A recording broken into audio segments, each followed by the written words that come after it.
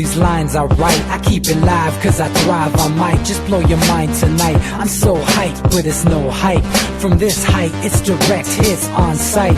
I'm your type, lend me your ears to show you that there's something in me. I'm not giving up, I'm standing right here, holding these days hostage. And I'll make this my year. We turning fear into love, and the love's in the air. I love doing this cause nothing compares. Nothing can share that same type of feeling when you feeling them flares. They can't catch it, it's havoc. I rip to a tear, switch a scenario on stereos, I leave them impaired. Variables start to change and they're all in my range. I just gotta grab it, it's all mathematics. Every step is drastic, I make it fantastic. I'm trying to take your breath away.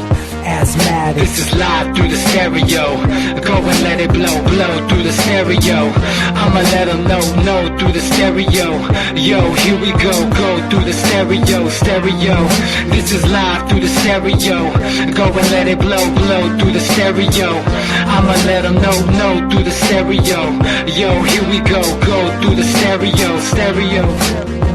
Yeah, just nod your head with it, so explicit and vivid. Every image is intricate, intimate. I put my all into it, no scrimmage and no rules. I'm a pro tool, hear my heartbeat, beat into the vocals. I'm so loco, lost my mind, oh no.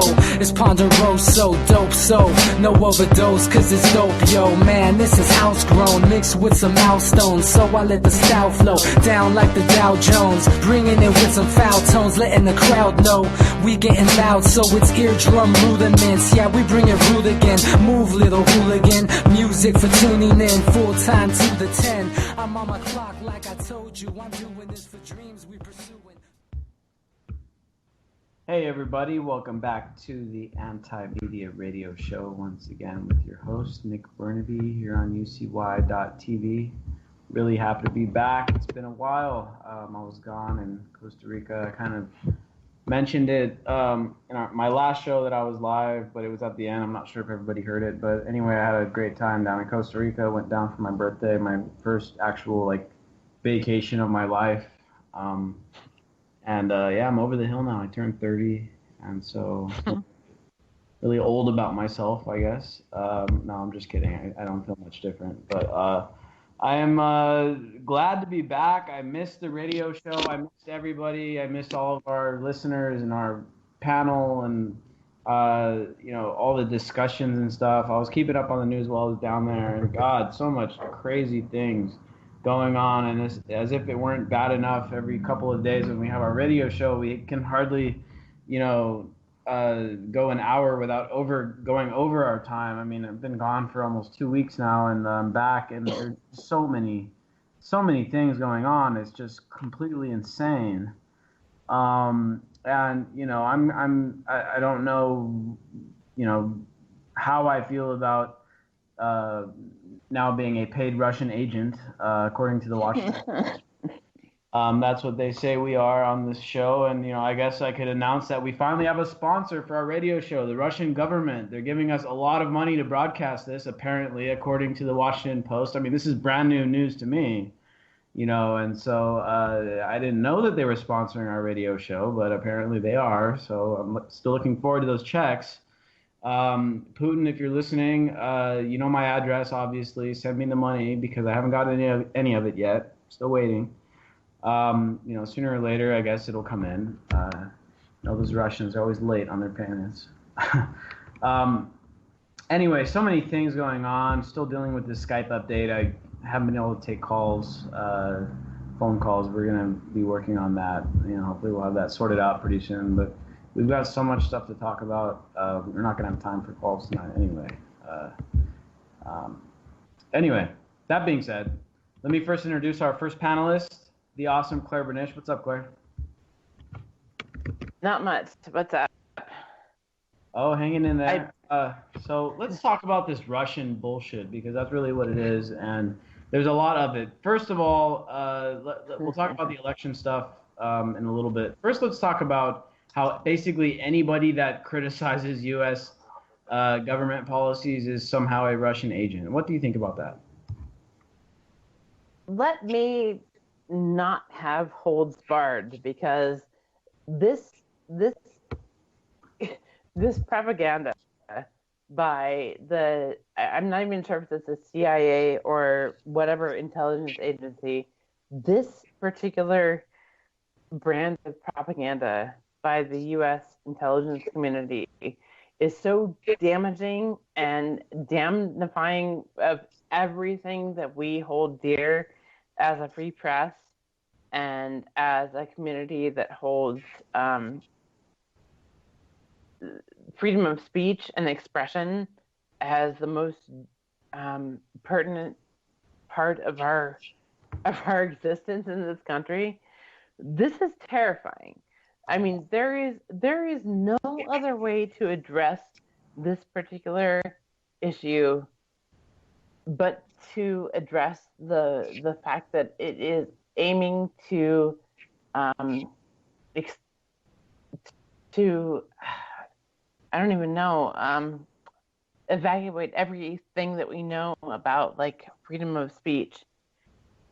When you talk about the idea of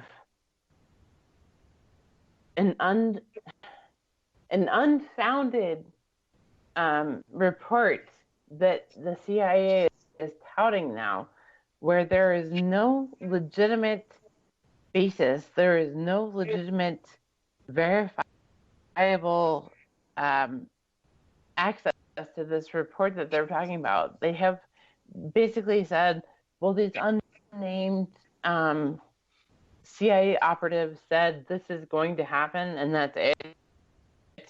And we're all supposed to just swallow it whole as if there's nothing.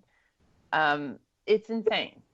There is no greater threat to freedom of speech and freedom of press in our time than right now. There is nothing greater that could present any greater threat than what we're dealing with than right now. I mean, this is insane. To be honest, I'm kind of flattered to be included in this hit list of, right. Whoever the proper not assholes are that created this bogus list of bogus websites. Ooh. I'm kind of honored to be included because it tells you that we're having some type of influence here. I mean, I don't know how many people are listening to the show right now, but I'm happy that we've got the attention of the political establishment to the point where they're so afraid of the influence now being wielded by independent media that they're willing to go out and just say, you know what, all of these people are Russian-funded or useful idiots for the Russians, and that's just all there is to it. Anyone questioning that is a conspiracy theorist. But you have to remember too that these proper not people are also like they're making these obscene kind of like ha ha ha, the Russians are coming to get you. I mean, they're making these obscene, like thoroughly verifiable posts to Twitter that are ridiculous. I mean, they're making it worse. They're showing their juvenile ability here, and that's it. Yeah, they're a bunch of amateurish. It seems propagandists that have leaned heavily on the Washington Post, and the Washington Post, man, they were pretty bad before. I mean, they were unprofitable. They were losing money. They were rescued by Jeff Bezos, which is the CEO of Amazon. And, people don't buy money-losing entities for no reason. There's always a reason why someone pays a lot of money for something that doesn't make money. Washington Post, I mean, obviously, the only thing left of value in that organization is its ability to generate headlines and to generate public opinion. At least that's why I think Bezos bought it to begin with. Now, Washington Post is one of the many mainstream outlets that got behind Hillary Clinton and officially endorsed Hillary Clinton. They were one of the news outlets that were running hit pieces against Bernie Sanders to help Hillary Clinton win the primary. I mean, they were very much manipulating the election in ways to try to help Hillary Clinton. But you have to remember at this point, though, this is the point where people diverge. This is the point where people say, well, there were all these things that said, these people were saying the Russians did this and these insiders did this. what's of critical import here is the fact that it does not matter who was supposedly behind any of these acts. None of that matters. What matters is where the narrative goes. Who is driving the narrative at this point? Like, we know this is all insane, and we all have kind of a debate on who has kind of co-opted, the narrative. What is of critical import here is who is driving the narrative forward. There cannot be any disputation forth because of this. We're talking about a government who does not want to see Trump in the presidency, who does not necessarily stand behind Hillary Clinton. These things have been up for debate for a very long time. All of this is very, admittedly insane. But if you allow just this disputation to reign over everything without allowing the idea that Trump might not be the chosen candidate, we're all in trouble.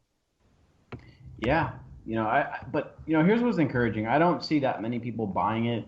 I think a lot of people, and obviously, I mean, this talking point was being used throughout the election. I mean, it was like Hillary's go-to thing. Trump's a pawn of Putin, so whatever. And that was kind of the talking point that was being used throughout the election. And look what happened. They still lost. And that's what I think it really is behind a lot of this. Is it's kind of the last gasps of the establishment that has grown so used to having a monopoly over public opinion. I mean, it's been that way since a long time. I mean, ever since TV became like the go-to source of information, there's been a big time monopoly over public opinion because, the barrier of entry to get on TV was so high that only a couple, 3 news companies back in those days were able to afford to broadcast, and they basically had a monopoly over top of anything that everyone in the country believed. And that's all changed now. And, Washington Post, New York Times, they both endorsed Hillary Clinton. I mean, pretty much every mainstream news outlet on TV was more or less backing Hillary Clinton, whether they did it openly or just quietly, like CNN. They were all behind Hillary Clinton, and then she still lost. And people are like, well, they're looking for something because they're like, holy shit, we lost our grasp over top of this stuff. Now what the hell do we do? Well, we gotta say that everyone else is fake news, and that's what's going on. And to be honest, I'm a little bit flattered by it. I got to introduce the rest of my panel here now. We've got my longtime co-host on the line, DB Schwartz. What's up, dude?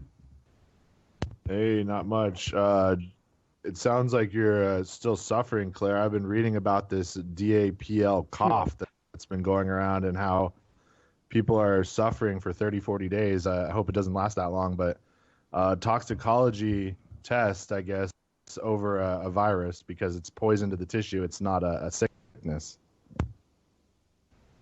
Yeah, so just food for thought. Yeah, no, I'm aware. I realize what's going on. This is actually Dakota Access and Standing Rock have been a very extreme and stonewall challenge to all of my reluctance about tinfoil.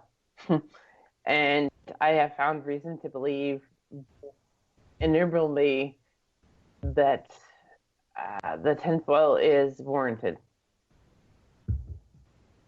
Also joining us tonight is Jake Anderson. What's up, Jake? Oh, not a whole lot. Just watching the Looney Tunes that's going on. Really is like the old Looney Tunes. It gets crazier each day. Every day when I wake up, I can't even understand what I'm about to see when I go to CNN or Huffington Post. And yeah, man, I mean, like Claire said, I mean, this is historic propaganda. I mean, 50 years from now, we'll look back on this, and you know, when one of the Clintons die, they'll blame it on Russia. If someone has their sandwich stolen, they're gonna blame it on Russia. I mean, that's like their go-to thing right now, and There is no turning back. unfortunately, what it's setting up is, I think me and DB were talking about how it seems like Trump is gonna alliance more with Putin, but where does that leave us with China? I think is the question we have to look beyond just the danger that this is presenting to journalists everywhere by being called. Are you really questioning that take though? I mean, I'm wondering, like, is the validity of actually questioning where this odd anti-Russian propaganda, where it's going, does that really validate any other questions further? I mean, I just don't. The issue here to me, which is pretty hilarious, is that the Russian line has been used again throughout the election to no avail. It hasn't worked.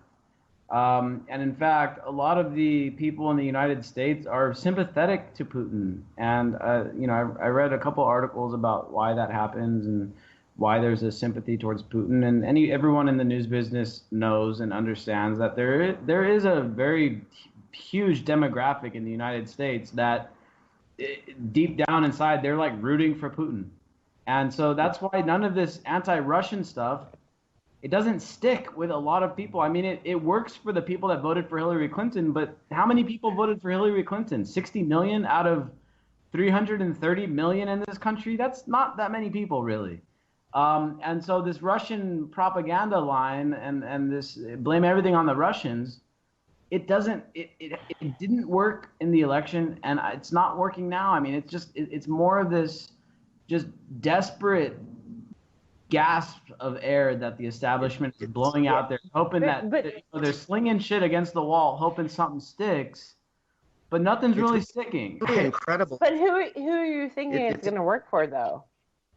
Because it's not right. supposed That's what to I'm work for saying. the people it's ever. incredible that they think that this is. Yeah. Go ahead, Jake. What were you saying? I'm saying it's incredible that they think that this is going to have any kind of effect. That's what I don't understand what their end game is. The op-ed I wrote, which is that the only end game I can imagine is they're trying to sow enough doubt and create enough of a shitstorm that we would get a recount. I mean, on CNN, there are CIA people literally saying if Russia was involved, and involved in what way they haven't said. They literally have provided no details on what kind of involvement we're talking about here. But they've used the word recount. I've been taking screen grabs of it for 2 days now. They're slowly working that in. So they literally think that they're going that this narrative, which didn't work during the general election, they somehow now think it's going to cause what would be the most historic overflop of an election in history, which would be convincing. I guess how would that even work, a revote? Trump's already been given the family jewels. He's already been given the presidential briefing. What do they think is going to happen? They can't undo. It's not that it's an issue that has to happen. What it is nobody is paying attention. This is going to happen because just like everything else with this post-election absurdity, nobody has to pay attention because these things are of their own volition. You're not going to get somebody who's going to say, like, holy shit, we need to pay attention. That's not how it's going to be. What's going to happen is that the entire electoral process, everything that, I admittedly have no, basis for whatsoever. I'm an anarchist. All of this is going to be usurped. This is going to be usurped by an indisputably credible campaign for this is what happens now. these people are going to take this supposed by force, and they are going to do it under the guise that one candidate is less favorable than the other. And if you have any doubt about what democracy stands for, or about what this country stands for, or about individual liberties, you will look at this from an outsider perspective, and you will see that all this is an appeal to emotion on a very large scale that matters so fucking little. It is insane. And we are all doomed because of it. And I don't mean to be so blanket in my statement, and I'm rarely that way, but I am looking at this every hour of the day, and I see nothing less than this. And I think it's time that people recognize what it is that is actually going on. Yeah, I definitely think it's a narrative in overdrive, and they're really trying to sow these doubts. And this is the thing that is most ironic about everything going on, because, the Washington Post put out the story about how anyone undermining U.S. institutions is a Russian useful idiot. Washington Post is the biggest actor right now undermining U.S. institutions. I mean, they're the ones calling into question the election and saying, oh, the CIA is telling us that, the Russians elected Trump and this, that, and the other. I mean, this to me it's 2016, the election, all this stuff. It's the gift that just keeps on giving. And I don't look at this stuff.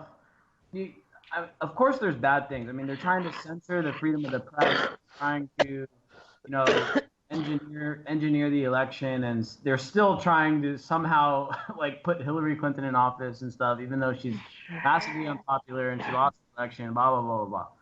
This to me is like the gift that keeps on giving, because it's this corrupt institution of the U.S. government, which we all know is an oligarchy. Everyone listening to the show knows the United States is an oligarchy in the name of a democracy or in the name of a constitutional republic. The Constitution doesn't mean shit to you and me anymore. We've lost all of our basic rights, and we all you get trampled on unless you got a bunch of money and you can fight it. If not, you're screwed. But to me, I mean, it really is kind of this gift, because they just keep undermining themselves and they keep contradicting themselves. And I just read a breaking report that just came out of Reuters that says that the top the top U.S. intelligence agency, which oversees the CIA, does not agree with the CIA's conclusion that the Russians were interfering in the election to elect Trump. Exactly. It just keeps contradicting itself. The initial report that came out from the Washington Post that said that the anti-media is a Russian funded organization or a Russian useful idiot. That article now has an editor's note that says, oh, well, we can't vouch for these claims. We're just reporting it. We're not saying it's true or not. So, I mean, they keep contradicting themselves. And as if the Washington Post already didn't have credibility as it was, well, they continue shooting themselves in the foot, because they contradict themselves on calling us Russian agents. Now they're being contradicted by saying that the Russians interfered and elected Trump. I mean, it's an implosion of the most epic proportions, and I'm entertained. I have to be honest. I'm entertained. I'm worried that they're gonna try to crush free speech, but in the end, I'm entertained by it, and I think that we'll be able to fight through it, and we'll be able to beat it. And thanks to our supporters and the people that listen to our show and read our website, I think they're gonna help us carry through this, despite any attacks that we get are waged upon us. I mean, I think we'll prevail because we're smaller, we're smarter, we're more innovative, we're more adaptive. And these people are dinosaurs, and they've been so used to being what they've been for so long. I mean, how old is the Washington Post? I think it's been over 100 years or something. How old is David Rockefeller, Nick? How old is Kissinger, right? These people got to be 250 years old by now, right? I'm just kidding. Kissinger is 230 years old. I just checked it. And if anybody thought that those stories about Kissinger being a cold-blooded reptile were fake, I hate to break it to you, man, but the guy has been around since Jurassic times. But Okay, that was fake news for the people that can't discern the difference. I know those CNN people, the people that watch CNN, they need to be told what's fake and what's not. Because a little satire and little comedy here and there.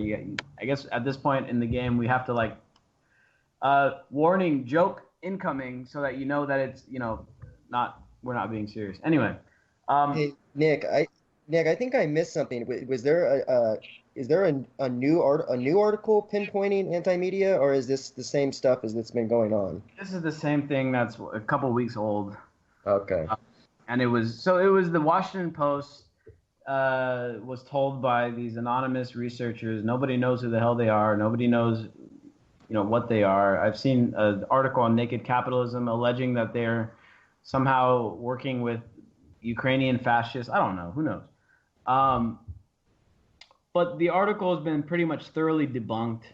And Glenn Greenwald, who is one of the few journalists that's, I wouldn't consider him mainstream, but he's, I don't know what I would consider Glenn Greenwald, but he's just an amazing journalist. He thoroughly debunked it, and he's been thoroughly debunking this new stuff with the Russian, the CIA saying the Russians were electioneering in the United States. We haven't had any evidence. Where is the evidence? I want to see evidence. Anybody that's wanting to make any decisions on any credibility of anything wants to see evidence. If a Jehovah's Witness comes and knocks on my door and says, hey, dude, you got to believe this stuff that I want to tell you. Well, give me the evidence and I'll consider what you're telling me. If you can't provide the evidence, well, then I'm going to be skeptical. And this is the same thing that you should be thinking with the damn CIA, who, by the way, is an organization that is literally created to lie and deceive people and electioneer. The CIA has overthrown or engineered how many different governments? Dozens and dozens and dozens of government. There's like 50 or 60 of them. And so for the CIA to come out, we think it's really inappropriate that the Russians were interfering in our elections. Well, damn, guys, maybe you shouldn't have just done what you did down in Honduras a couple years ago, backed by Hillary Clinton. Maybe you shouldn't have done that. Or, maybe you shouldn't have done what you did in Libya. Maybe not what you're doing right now in Syria or Ukraine or Yemen or Somalia, or do I need to keep going? Should I keep going? Iraq, Afghanistan. Should we go more? Should we go further? South America, Latin America, every single country in Central America. I mean, it's hilarious that people take this report seriously. Now, I don't think that the majority of people do, because first of all, the Trump people, they won't believe anything. They don't believe a damn thing that is against Trump. As bad as Trump is, I mean, he's filled his cabinet with Goldman Sachs. He's meeting up with Henry Kissinger. He put ExxonMobil into his Secretary of State. Trump can do no wrong to his supporters. So first of all of those people, they're out the window. They don't believe a damn thing that anybody is going to say against Donald Trump. Russian hacking? Nope, didn't happen. Anything about Trump? Nope. As no matter how credible it is, no, Donald Trump actually picked the ExxonMobil CEO for Secretary of State today. That just happened. Nope, didn't happen. If you voted for Trump, that didn't happen. Facts are gone. They're out the window. Post-factual reality, that's here. I mean, 2016 election brought that in. But, for better or for worse, at least those people aren't buying into this. The only people are maybe the 60 million people that voted for Hillary Clinton. I think half of those people don't even pay attention. They have probably no clue what's even going on. 30 million people probably believe that Russia hacked into the election and elected Donald Trump. 30 million people out of 300 million, that's 10%. That's not enough to do anything. That's a tiny. At least 2 million people right now think we're at war with Russia. Yeah. And what was it? 30% of Americans, when they were polled, said that we should bomb some fictional city that was plucked out of Aladdin because it sounded Middle Eastern. Americans aren't the most well-informed people. I hate to break it to you guys. People listening to this show are probably more well-informed than about 99.8% of the rest of the country. And that's a good thing because the people listening to this show are well informed. They know what's going on. They're not subject to as much of the propaganda as everybody else is. And that gives you a better chance to make decisions and do things and see things coming. And whether we're looking at economics, geopolitical stuff, politics, environmental, I mean, you know, the Dakota Access Pipeline is something that we've been reporting on for months and months and months. In fact, you know, I'm the beat reporter for the anti-media for Dakota Access Pipeline. I wrote several months ago about why there's a media blackout on the Dakota Access Pipeline. I mean, when I wrote that article, there was literally zero coverage on any media outlet. CNN, NBC, ABC, CBS, New York Times, Washington Post, nothing on Dakota Access Pipeline. Nothing. And I wrote an article about why, you know, and that's maybe something that you guys might want to go read because it's pretty interesting. It has to do with oil money, advertising money, the topic, the fact that it wasn't a super divisive issue as much as maybe, let's say, the Bundy Ranch thing, which was headline news for like a month for no reason. You know, I think, you know, thankfully people listening to our show that read our website, that follow our, you know, partner news outlets are a little bit more well informed. And sure, some of these people make mistakes and some of the news stories aren't fully vetted sometimes, but I think people in the independent media, at least they make like retractions and they say, oops, like we messed up, you know, we didn't get it right this time. You know, we haven't had that on the anti-media in a long time, but you know, when I was covering what went on with this fake news story about how CNN supposedly aired 30 minutes of porn, none of the other mainstream sites that covered it, because it was fake news. I mean, this only happened a couple weeks ago. During the whole fake news controversy, like, oh, we need to do something about fake news. And, you know, Facebook and Twitter, they need to censor fake news. The same people that were saying that posted a fake news story about how CNN accidentally aired 30 minutes of porn, which they didn't actually do. One person on Twitter posted a Photoshop picture saying, oh, CNN aired this. All these mainstream outlets covered it. And you know what they did? They changed their headlines. They changed their articles. They changed the entire content of what they wrote. They deleted their posts from Facebook, and then they left the articles up. They didn't even say editor's note. Didn't even leave an update on the article saying, oh, we initially misreported this. It didn't actually happen. They just changed all the wording, changed everything. Didn't say sorry, nothing. When we mess up, we say, oops, guys, we didn't mean to. We post an update in the article. We'll leave it up, or we'll post an update, leave it up for a little while, and take it down if it's bad. Or in some cases, you know, we post an update and leave it up for the sake of transparency. So everyone knows, look, we make mistakes. We're human beings. We've made mistakes. But when we do it, when we realize it, we fix it. These guys pretend it didn't even happen. And then the day after, they say, hey, fake news, guys, we got to take it down. ABC News, I think I talked about this on the show before I left to Costa Rica. ABC News posted an article saying, oh, you know, fake news is the scourge of the earth and we need to do something about it. 2 hours later, 2 hours after that article was published, they published a fake news story about CNN. And then they changed it, didn't even say sorry.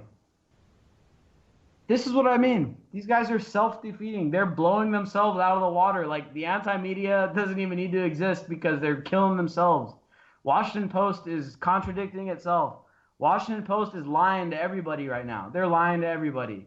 They're sending out articles saying, oh, some anonymous CIA guy told us that the CIA thinks that this is happening and the Russians are behind it. Where's your proof? Where's your proof? I don't see it. Nobody else sees it. Glenn Greenwald doesn't see it. Jake doesn't see it. I think Obama. I think they're trying to basically push Obama to. He's gonna have to put some kind of proof out there within the week. I mean, you can't just. Everyone sees how ridiculous it is. You can't just keep saying a little bird told me Russia stole the election over and over again. Yet that's what they keep doing. That's what they're doing. I've never. It's almost unbelievable. It really is unbelievable. Like it can't be overstated. I mean, I don't think it's unlike anything I've ever seen. And it's make the lie big and repeat it until the people believe it. It's classic. Exactly. And right. Yeah. That is a classic tenet of propaganda, but I don't know if it works anymore. Because, you know, a little birdie told everybody that Iraq had the ingredients to build a nuclear bomb. And everybody pretty much not everybody, but most people believe that. I mean, there were huge protests to stop the war in Iraq, but I mean, of course, it still happened. But 95% of the country was like hook, line, and sinker. They bought that. I mean, I remember being a teenager in ninth grade when all that stuff was going on. And I remember being like, yeah, we need to go over there and bomb those Iraqis. I was excited. I was like, I couldn't wait for the bombs to start dropping. I was like, yeah, we got to get them back. And can't believe they did that to us. And I was like under the impression that Iraq was responsible for 9/11. Like I thought that was what was going on. I didn't realize that Iraq had nothing to do with it because my parents used to watch CNN. So I was under the assumption, oh yeah, I can't believe Saddam Hussein did 9/11. I thought that's what was going on. And I was excited to see that happen. That's not the case anymore. And that is also precisely why I think these people are lashing out at independent media, trying to make this huge boogeyman of fake news. That's precisely why, because they've lost their control. They can no longer can Washington Post write an article and say, oh, Russia did this, and everybody else said, yep, Russia did that. Yep, Russia did it. That's not the case anymore. Now at least half of the people are like, nope, bullshit. I don't believe. That's a good point, actually. I hadn't thought about that. This is kind of a litmus test for whether their bullshit still works. But I mean, they're going deep, man. I mean, Bolton said today that he thought that this could have been a false flag by Obama. I mean, that's crazy. There's an internal war for sure. CIA versus FBI. Yeah, it's an FBI CIA war for sure. That guy, John Bolton, and DB, man, I think you've been calling it all along. You know what? Another breaking news story I just read today is that Trump just named another general to a cabinet position. I mean, DB, you've been calling this, dude. It's a silent military coup against the, kind of banking intelligence establishment, which is... I hate to say this because you're in liberal central, Nick, but when the hammer drops in January, it's going to be full force, and that's exactly what they were doing in the Southwest. They were preparing for breakaway, essentially governments from the state, people trying to power grab because this is a coup, dude. I mean, say what you want. We will have one master or another, and this one is the military, and it just happened. Yeah. Wait, what do you mean in the Southwest? What are you proposing is going to happen? Jade Helm, probably. Right? Yeah, Jade Helm was essentially set because they knew that once this hammer really truly dropped, that border was going to become an absolute nightmare. And Jade Helm, for those not familiar, I mean, there was a bunch of unsubstantiated conspiracy theories blown way out of proportion with it, but it was a military training exercise on U.S. soil in the U.S. Southwest that. It kind of showed several different parts of the country, including Southern California as quote unquote enemy territory and stuff. It was the stuff that conspiracy theories are made out of. There was a lot of material there to run with for people like Alex Jones and stuff. But very, very concerning operation. I don't know the entire truth of it. I mean, I thought my initial speculation back then was that it was designed to train to contain a Mexican revolution if it started spilling over the border, because the Mexican government is very unstable and that country is ripe for revolution, and being that it was the training exercise was on the southwest border, I mean, it kind of made sense that maybe they were trying to think about containing if something popped off in Mexico. But, this is another great point, DB, is that, now with California talking about breaking away from the United States, I mean, the U.S. does not want to let go of California. I mean, it's the sixth biggest economy in the world by itself.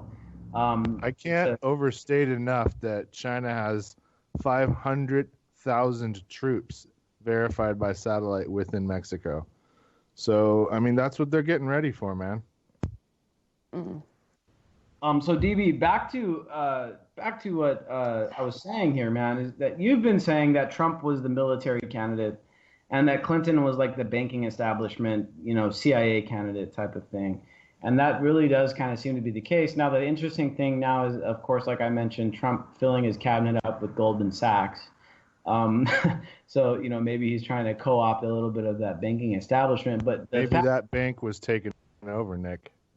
the fact can't be denied that Trump has placed more generals into his cabinet than pretty much any other president. I don't know, maybe in history. I'm not sure the history of cabinets of presidents and stuff, but this is pretty unprecedented. If the amount of high, military brass that Trump has placed, and so in many ways, this is kind of a military takeover of the executive branch, and it's kind of a soft coup. It's not one of these military coups where the military comes in at gunpoint and says, all right, Washington, D.C., we're kicking all you assholes out, throwing you in jail, and we're taking over because you messed up. It's kind of like, okay, it's a soft coup where Trump, supposedly wins the election and places a bunch of military brass all over the government for them to help run the show.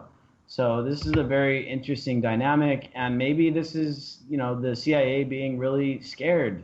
And maybe that's why they're trying to push out this narrative and trying to undermine Trump, because as many people know, there's been for a long time, there's been disagreements within the military, between the military and the CIA, because, the military, I think many people in the military, and of course, a lot of people have joined the military with good intentions. And I know people personally that are military veterans that joined up because they felt like they were doing the right thing and they wanted to fight for this country and defend this country and, promote our freedom and stuff like that. Many of which same people have now expressed, not regret, but expressed realizations that, hey, damn, maybe we weren't doing the right thing most of the time out there when we were in Iraq and stuff. So there's been a lot of disagreements between the CIA and the military for a long time, because the CIA tends to get the United States involved, like they did in Iraq, in things that they didn't necessarily have to do. The military, I don't think the military wanted to be in Iraq and have a bunch of guys go over there and die, and a bunch of guys come back here with PTSD, and a bunch of guys commit suicide, a bunch of guys on permanent disability. The military didn't really want to do that. The military wants to fight for the United States. They want to protect the United States. As misguided as sometimes it can be, that's what I think most of these guys want to and think they're doing. The CIA, on the other hand, they know damn well that they're doing bad shit. They're electioneering, they're overthrowing governments, they're getting us wrapped up into wars all around the world, many times for nefarious reasons. And so there is a definite tension between the CIA and the military, and right now that's, I think, what's in many ways playing out. Nick, what I wanted to say real quick was the dividing line is Afghanistan. Once the brass found out that troops are literally dying to protect poppy fields that are going to the coffers of black ops that they have no idea what they are, the military themselves didn't know what their own men were dying for. This is all outlined in The Breakaway General and The Operators by Hastings. Read those books. This shit's all going to come out. This was the breakup between the two. The FBI is the military, the point of the spear. Whoever wants to stand in the way of that just gets steamrolled politically, personally, economically, with your life, whatever you want to do, man, because you're not going to defeat the MIC. I'm sorry. Crazy things going on here. And there's an internal struggle. There's a silent civil war going on in the United States, and Clinton and Trump are kind of the faces of it, but the struggle is much bigger, much deeper. Two Americas, man, to harken back to John Edwards. Two Americas.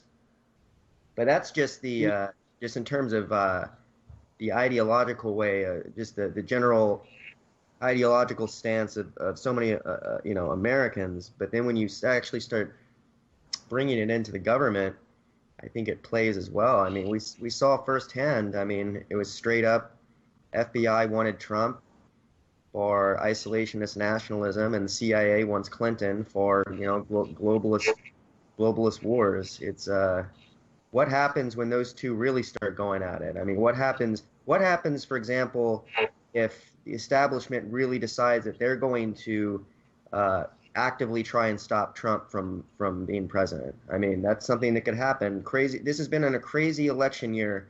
I would not put it past something like that happening. There's only one place in the whole country they could do something like that, and that's what Jade Helm was about, man. Just think about it logically. They can't pull it off anywhere else.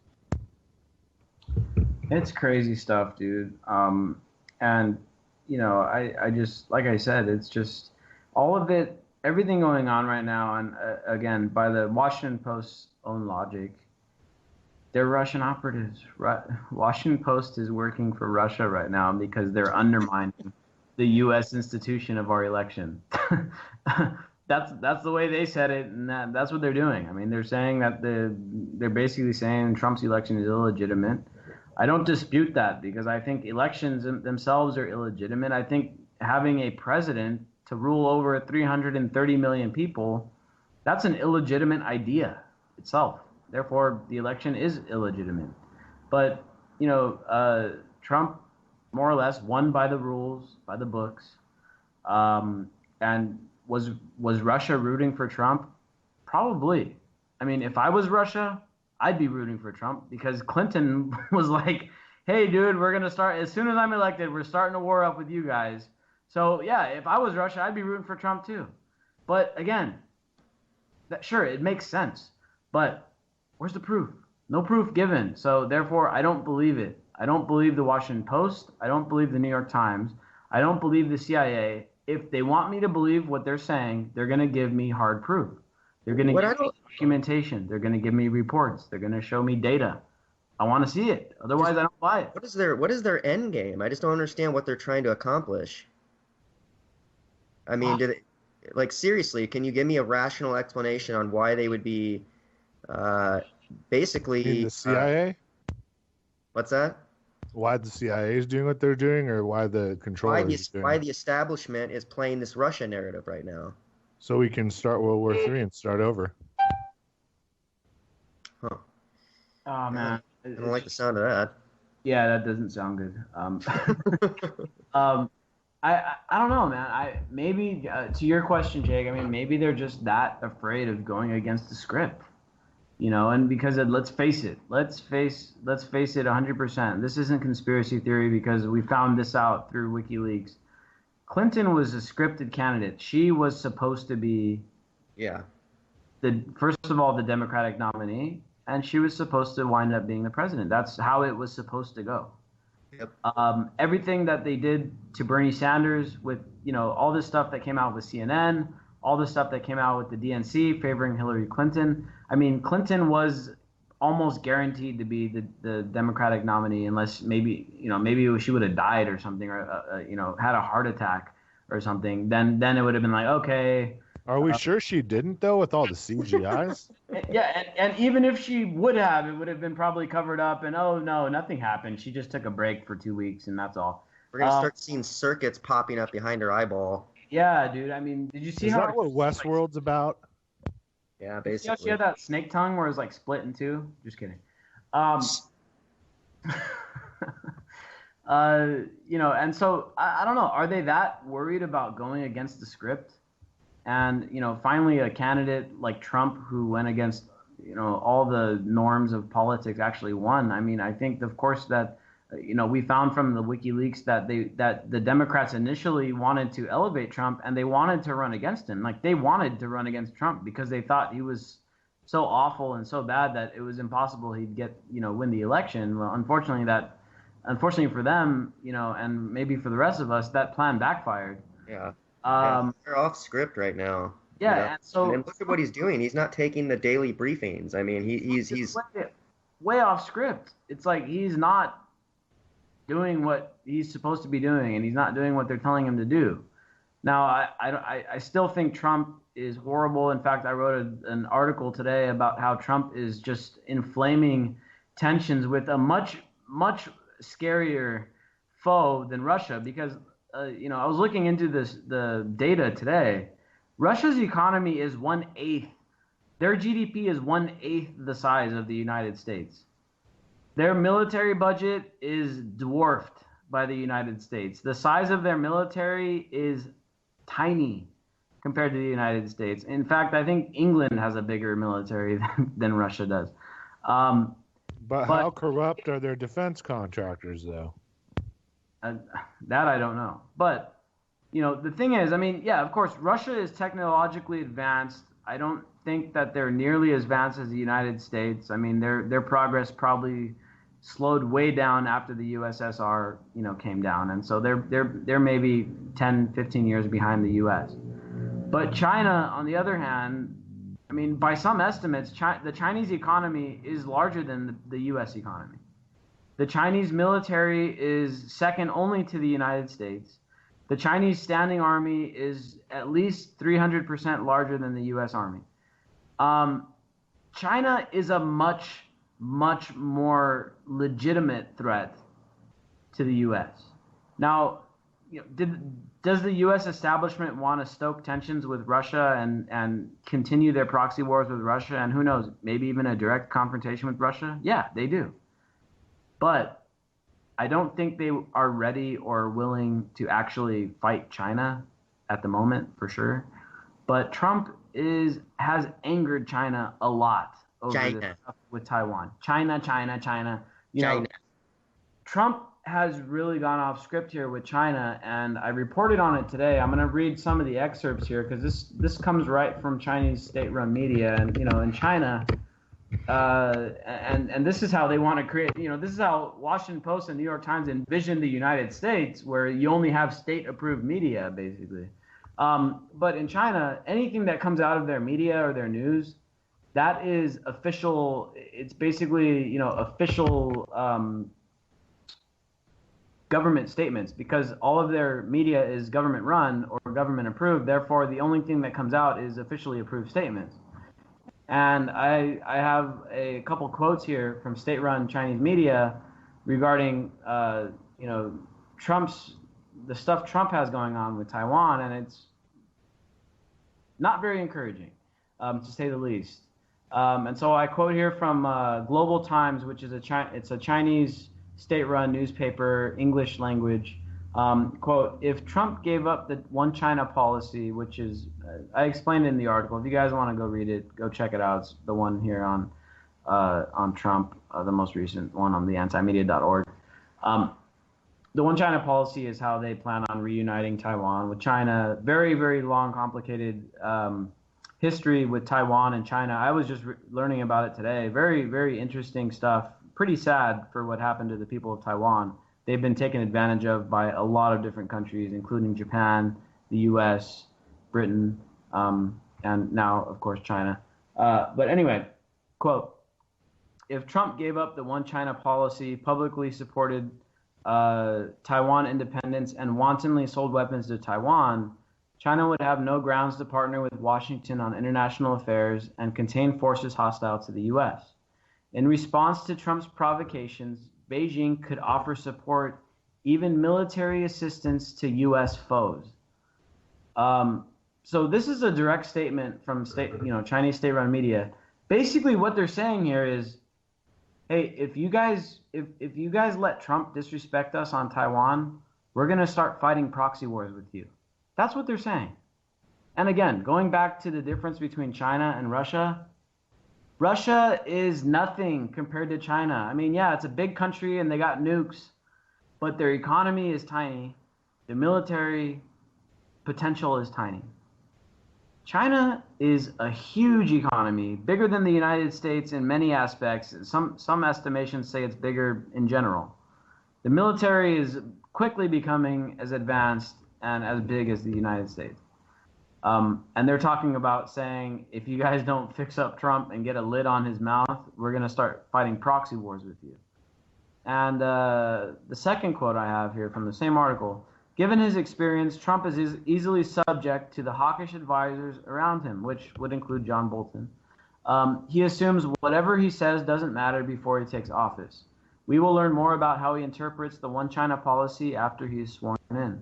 Meanwhile, China needs to be fully armed and prepared to take a Sino-U.S. roller coaster relationship together with Trump. And then they ended it with, the people around the world need to fasten their seatbelts.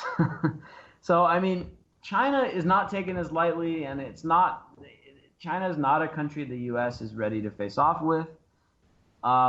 The entire thing with the TPP, you know, everybody, Obama and all the other people in Congress were selling it as some type of job creation bill.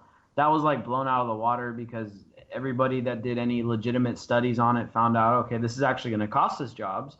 Congress knows it's going to cost us jobs because included in the TPP legislation is funding to retrain people to find new jobs. So we know it's going to, even Congress knows it's going to cost people jobs, even while they're telling us it's a jobs creating, you know, trade deal. So, you know, nobody bought that. The TPP was the thing that we were going to use to put leverage on China. The TPP gets thrown out the window. And believe me, I'm against the TPP because I read it. I read most of it, and a lot of bad things in there for free speech, a lot of bad things in there for sovereignty, a lot of corporate, you know, statism going on in the TPP. I'm against it, believe me. But that was like the political establishment's last chance to put a check on China. That was their last chance to contain China economically. And now it's gone. Now it's mostly gone. Now it's been abandoned pretty much. And so we don't really have much leverage on China no more. We don't have much. We have some, but not much. And, you know, China is, you know, let's face it, they're going to replace the United States as the dominant power in the world. It's a matter of maybe a decade or two before the U.S. takes a backseat to China, kind of like how Russia takes a backseat to us. You know, that's where we're headed, and China's not to be played with. They're extremely powerful. And again, it's not Russia. They're not Russia. They're much, much more powerful. And Trump is playing a dangerous game with China that could have serious repercussions for everybody in the world, including the people here in the U.S. and elsewhere, that could lead to very unsightly consequences, much worse than what we'd see with some type of small hot war with Russia. I mean, and look what it's doing to Japan, Nick. Japan, people don't know this if you don't live there and you don't study up on it, but I mean, they're mobilized again. I mean, they just did it under the nose of everybody. They did it real stealth mode, and they're all about tech. And they make what us and what China have look like a child's toy box, and they had to do that. So they're back in the game. They just haven't announced it yet. Everybody's paranoid, and rightly so. Yeah, the new lines are being drawn. I mean, let's look at what's gone on politically in Japan this year. I mean, they changed their constitution to allow the buildup of a military for the first time since World War II. Japan is now starting to become, once again, a military power. That was forbidden under the U.S.-imposed constitution, and now it's all changed. They do not need people. That's what you need to understand. They're not going to build up like the Empire of the Sun and have foot soldiers all over the place. They don't need it. They make our drones look silly. They have drones and everything. They have drone submarines. So, you know, if it gets to where it is, who they decide to partner with will probably end up deciding the fate of the world. And that's, I think, what's really in the balance now. And that's why the Philippines is so kind of shocking to me. Like that they actually chose China before Japan played their hand is kind of weird. Well, you got to understand also the Philippines has a huge hate against Japan. Japan really did them in World War II, and the Philippines will never forgive them for that. I know a lot of Filipino people here in the U.S. that hate Japan and think it's the worst thing in the world because of what they did in World War II. You know, they raped and pillaged and really badly. Really bad way. I mean, the U.S. did bad stuff in the Philippines too, but the Japanese made them look like, you know, child's play. And, you know, that's one of the things, and that's why Japan doesn't have too many close military allies outside of the U.S. They were really bad to people in World War II. They were really brutal. They were very Nazi-like. I mean, in fact, the Japanese did worse to the Chinese than, you know, the Nazis did to a lot of other people. So, a whole other topic for a whole other show. Thank you all for tuning in. We'll be back with you Wednesday night. Jake and I'ma let them know through the stereo. Yo, here we go through the stereo.